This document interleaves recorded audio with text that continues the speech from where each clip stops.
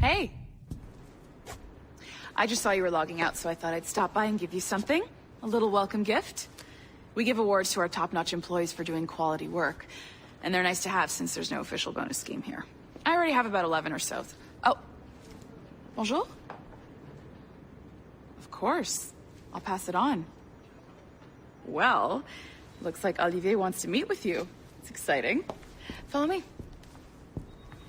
It's on the top floor, so it's not hard to find. But the rest of this building can be confusing to first-timers, so we had the tools team whip up a great map application. Check your communicator. I added a waypoint to Olivier's office. Should be easy to find.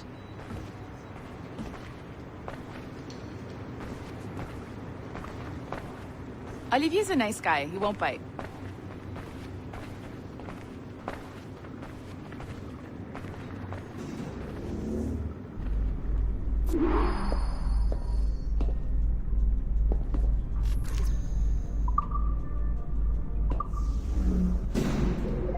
Hello? Hi? Testing. Is this thing working? This is John from IT. We met earlier. I was calibrating your Animus. I'm sort of the, Scotty of this Abstergo enterprise. In charge of all the techie stuff. Do you have a minute? Damn it.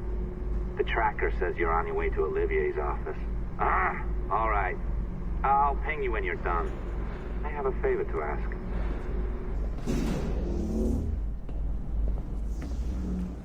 Bonjour. Go right in. He's waiting for you.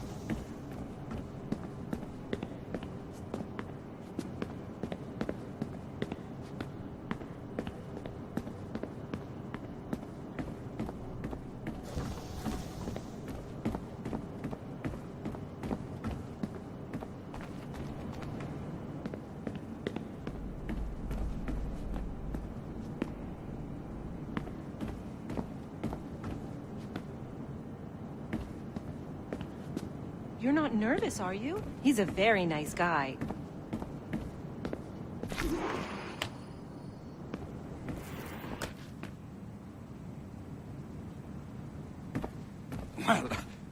Well, unless you are specifically ordering me to abandon it, I won't jeopardize our flagship project. Edward Kenway is the... But this is how Hollywood got its start, right? With pirate movies.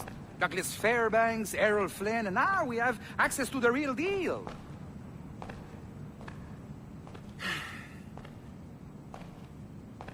Wait. Exactly. We'll talk about all that together at the shareholders event. Right. Looking forward to seeing you too. Take care, Laetitia.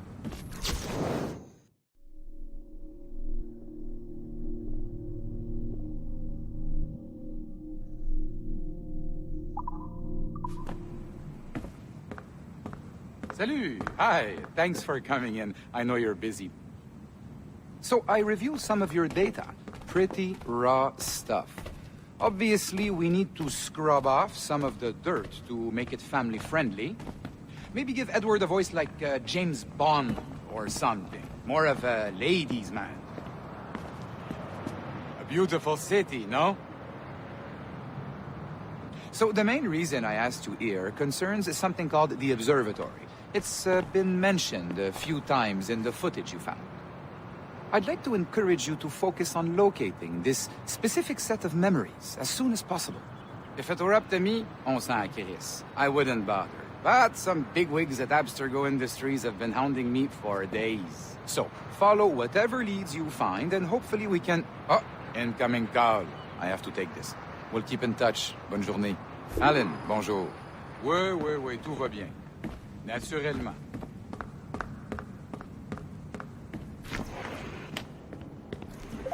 Hi, John from IT again. You got a second? Good. I'm adding a waypoint to your map. So, a colleague of yours left for vacation this morning and forgot to send a video file she promised me. Since I hate just about everyone else on your floor, I was hoping you could help me. Could you transfer the file from her computer and deliver it to the courier when she comes? It'll be easy. You just wander over to their Animus, log in, and transfer the file. Easy. And please be snappy before I find a reason to hate you, too.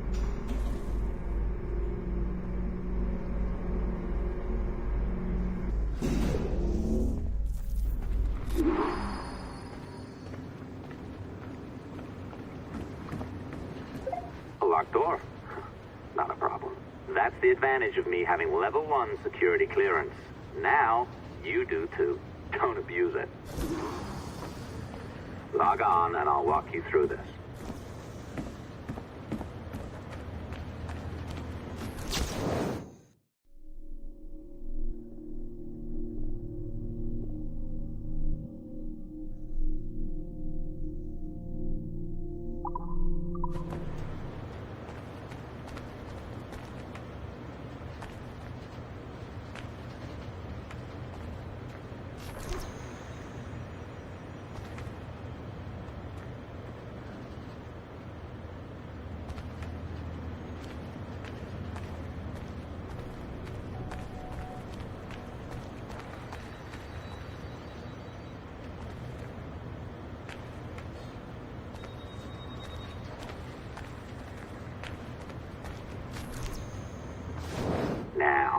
You need to bypass the core to find the data inside.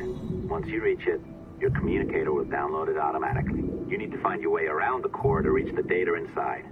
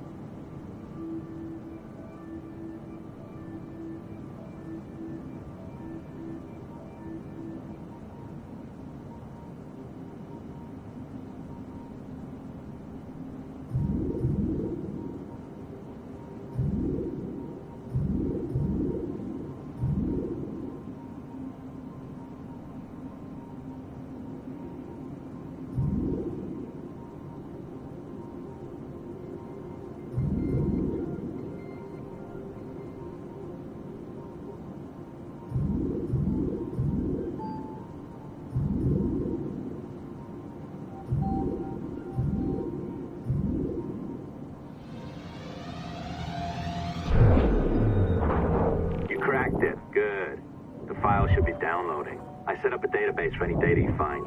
Just look for the My Files section in your communicator, and you'll be redirected right away.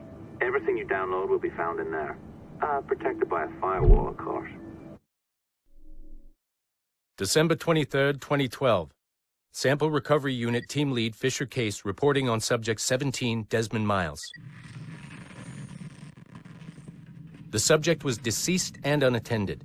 Time of death was placed around 00 hours and 7 minutes, with conditions favorable for DNA sample recovery. We had some initial concerns about interference in the vault, but given the skill and talent of this team, we were able to capture useful data. I personally retrieved the subject's backpack and extracted a number of objects of interest to undergo detailed analysis.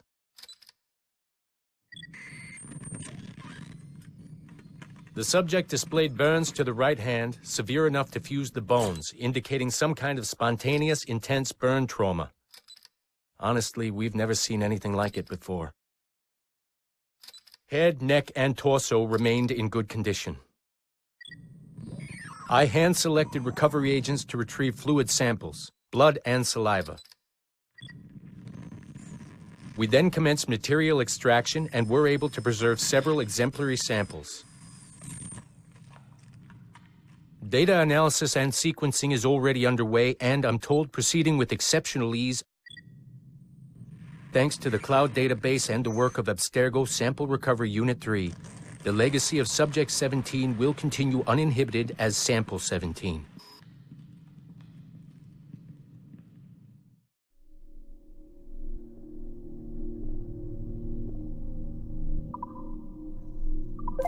Oh, you're better at this than I'd hoped. Now zip on down to the lobby, come on. See, that file you acquired? I wouldn't recommend watching it. I mean, ooh, you could, but it's unpleasant. So once you hand it off, just pretend this never happened, okay? Otherwise you'll just go to bed feeling sad. Anyway, the courier should be waiting downstairs. She's been here a while. I suppose it goes without saying, just because you now know how to hack all your colleagues' computers, it doesn't mean you should. I mean, not every day, right? No, seriously, though, that's illegal, so don't be a dick. Unless that's your nature.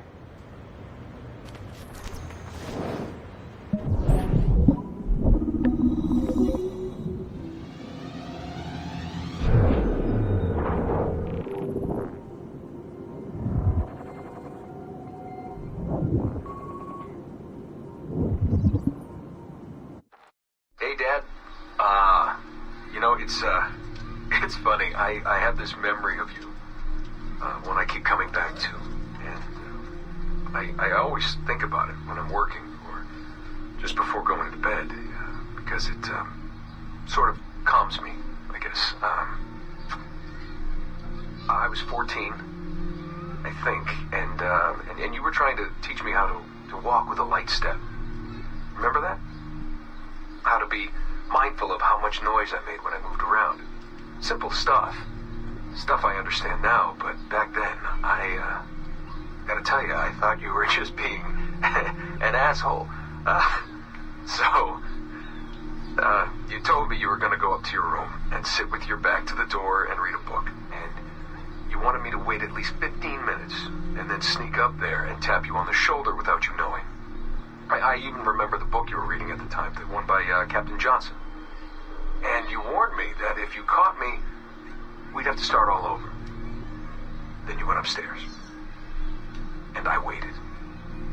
I waited, and I waited, and I waited. I waited 4 hours before deciding to go up. And even then, it took me 20 minutes to get to the foot of the stairs. And another 30 to get up them. And then 10 to get down the hall, and there I was at the door and peeked into your room. And I was so hoping that you'd be asleep. But no, you were still reading, and I just about shit myself. But 10 minutes later, I was just 5 feet away from you. And that's when I remember setting my foot down. And you flinched. Ever so slightly. You flinched. I thought maybe I'd imagined it, but I knew you'd heard me. You didn't say anything. You just checked your watch, you reached for your drink, you took a sip, and then you kept reading. But I knew I'd failed. You didn't say anything. I didn't understand why. Then I lunged and tapped you on the shoulder, and you turned around, and oh, fantastic, you said, and you scooped me up, and you gave me a big hug, and I didn't say anything. But Dad, I was so pissed off. I wanted to scream at you. I'd failed, and you knew it, but you said nothing. And I stayed mad for weeks. I thought you were patronizing me. But maybe you decided right there that I was never going to be the man you wanted me to be.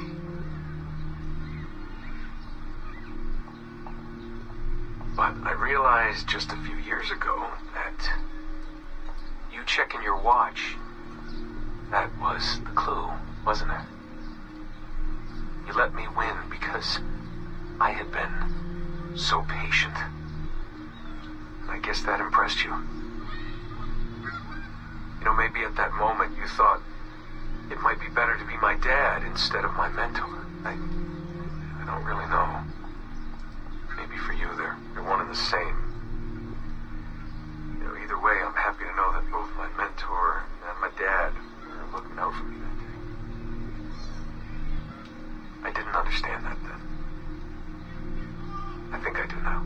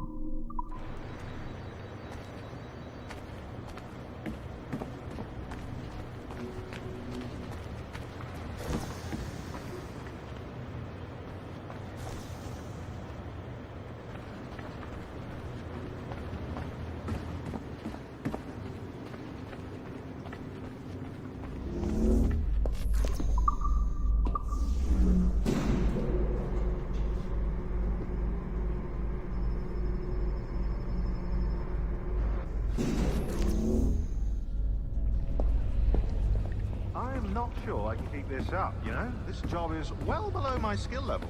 Yeah, well, your coffee is shit. You could use some practice. What? No. I followed that recipe to the letter. It's an art, Sean, not a science.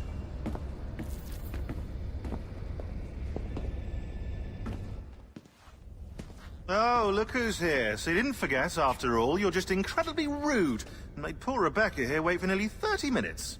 You limey. Be nice. Sorry about him. He's high on his own supply. So, how should we do this? Data transfer? Great. That should do it. We'll email you the receipt. Till next time. Take care, Sean. Bye-bye, yes, bye. And don't expect any more free coffee. Arrogant. She's great, isn't she? Hey, I just got word the courier has come and gone. Wonderful, you're a miracle. No, that's an exaggeration. You're not a miracle. You're an employee, doing a job. But thanks for helping out. Anyway, thanks. Have fun pirating. Yeah.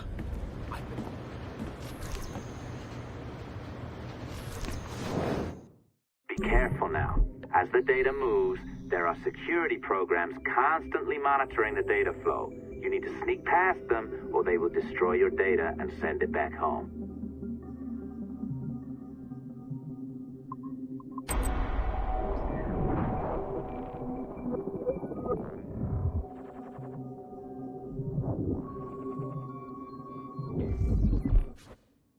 Okay, it's been a few weeks since the last recording.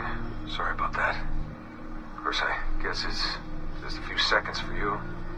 I'll leap down the playlist. Anyway, I was talking about Clay. Casmeric, subject 16. So, when I fell into a coma back in Italy and woke up in the Animus Black Room, it was, so calming. It felt like I had woken up into a dream. Haze. A dream where none of this mess had ever happened.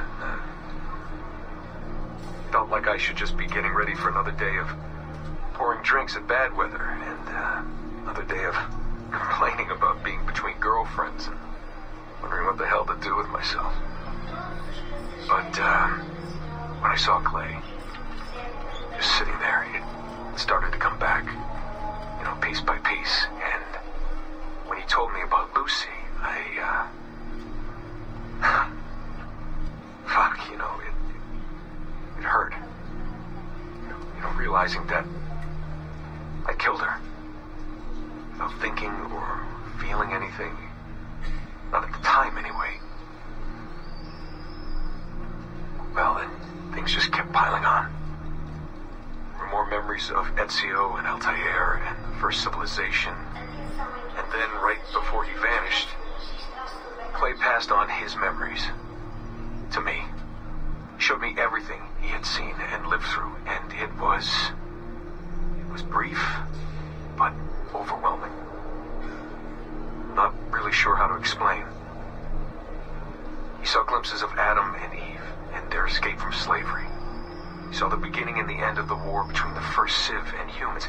He saw Minerva, Juno, and Tinia trying to work out their calculations. At least that's what they called them. They had these tools, these powerful machines that could predict possible futures. Not what was going to happen, but what could happen. Probabilities. And, well, they spent a lot of energy trying to figure out what was the most likely scenario for the future. Theirs and ours. And in the end, I guess they figured I was their most likely candidate. Some guy named Desmond living at the beginning of the 21st century of the Common Era. But which Desmond was the right one? Because, you see, probability is a weird thing. It can branch out in so many ways. Which version of me did they need? Was it the Desmond who got married early and had a son? One who stayed single in New York? Or was it the Desmond who moved to San Francisco to be a waiter? Maybe it was the Desmond who worked at an auto body shop in Chicago, or maybe it was the me who never ran away away from his parents in the first place. First Civ had countless variations to choose from, but in the end, the lucky one was me. I'm the Desmond their best calculations spit out. I'm the Desmond they left their messages for, and I guess I have to live with that honor. What an honor. Pretty tired. There'll be more later. Ciao.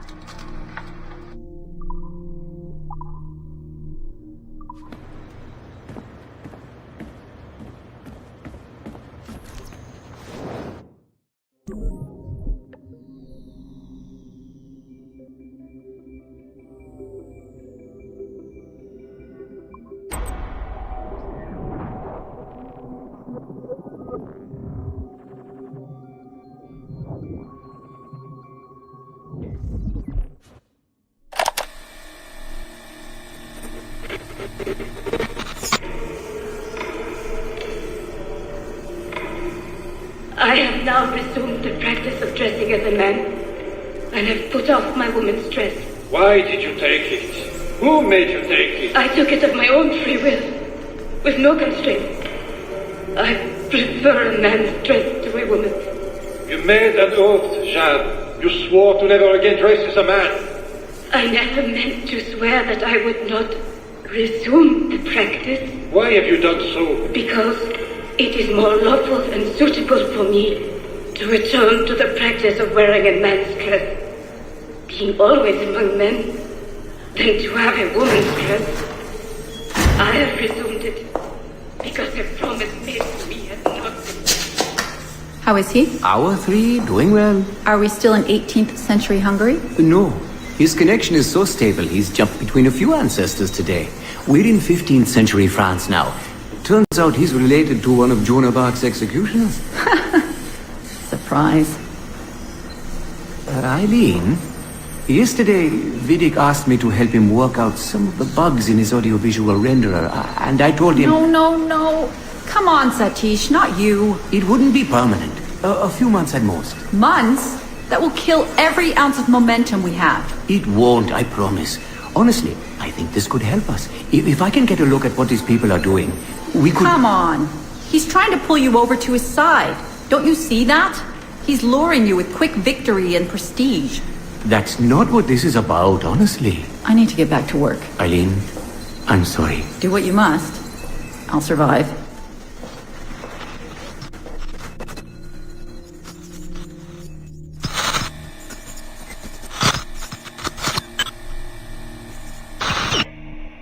Surrogate Initiative, Test Session 32, April 2nd, 1981. Host Eileen Bach. DNA sample SB1970. Miriam, are you awake? What? Miriams are coming for me. Oh, is it guards? I see them from my window, massing in the courtyard. My time is up. Basil, don't say this. You don't know that. Forgive me for this, Miriam. But I must tell you something. The artifact. We have it. But only Oscar and I know its location. Don't tell me. They will release you. Your family has connections. You must take the artifact and bring it to the assassins in Paris. Please don't. I don't want to know. It's safer if I don't. Hush now. If I die, knowledge of its location dies with me. You must bring it to the assassins. Assassins? I don't understand. The spire of St. Petrus. No, I don't want to hear. Cell 7!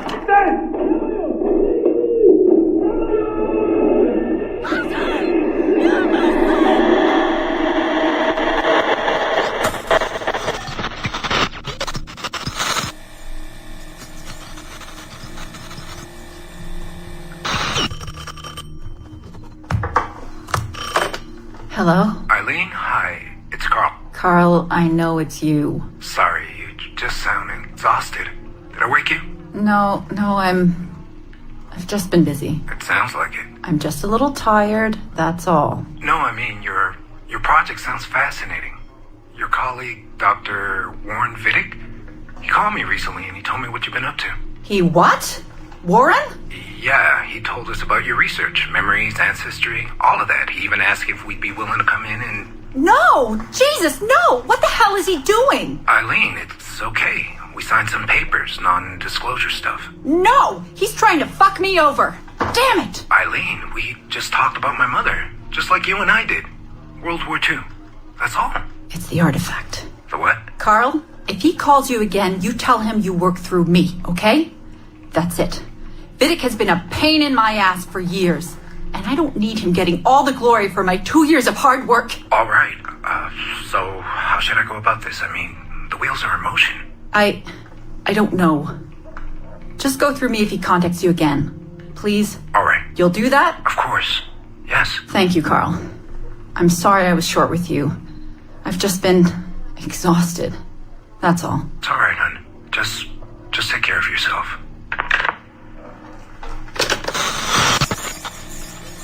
Morning, Eileen. We're almost ready. Just a few more adjustments.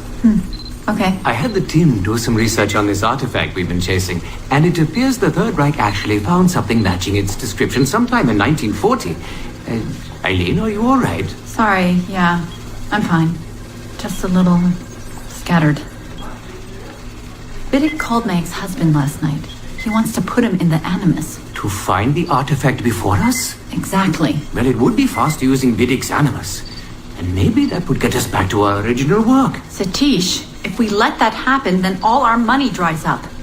Lillian is paying for us to find the artifact, not improve our methods. Do you understand? Right, of course. I'm sorry. Let's just burn those bridges when we cross them. Are we ready? Yes, just a few more adjustments, Senorian. I made a small change to the genetic input modulator. I'm hoping that buys us a few more minutes. Even a few seconds would be nice. I'm ready. All right. Settle in.